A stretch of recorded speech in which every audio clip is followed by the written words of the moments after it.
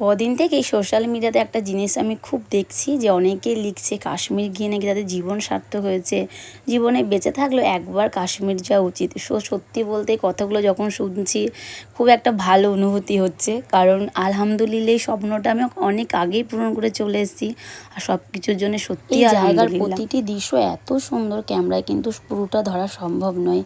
ঠান্ডা হাওয়া, বরফে ঢাকা পাহাড়, সব কিছু মিলে এক অসাধারণ। এটা ছিল আমাদের কাশ্মীরের লাস্ট দিন।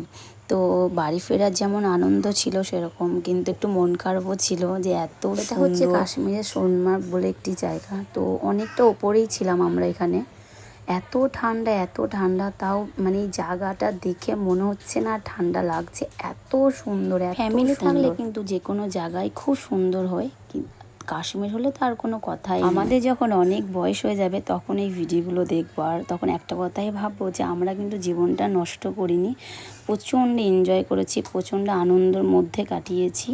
তো সত্যি বলতে আমার একবার গিয়ে মন ভরেনি। আলহামদুলিল্লাহ আমি আবারও একবার যাবো, এটা আমার খুব ইচ্ছে। তো কাশ্মীর শুধু একটা জায়গা নয়, এটা একটা সুন্দর অনুভূতি। এখনো পর্যন্ত যারা যারা গেছো তারা তো নিশ্চয়ই জানো কাশ্মীর কতটা আবেগের একটা। ভাবছিলাম যে ওখানকার মানুষগুলো থাকে কি করে, কিন্তু যখন সৌন্দর্যটা দেখলাম তখন একটা কথাই মনে আসছিল যে যে যেখানে থাকে সে কিন্তু সেখানকার মতোই হয়ে যায়। আমাদের কাছে ওটা কষ্টের লাগছে কিন্তু সব সয়ে যায়। ভিডিওটা এইটুকু, দেখা হবে নেক্সট কোনো ভিডিওতে।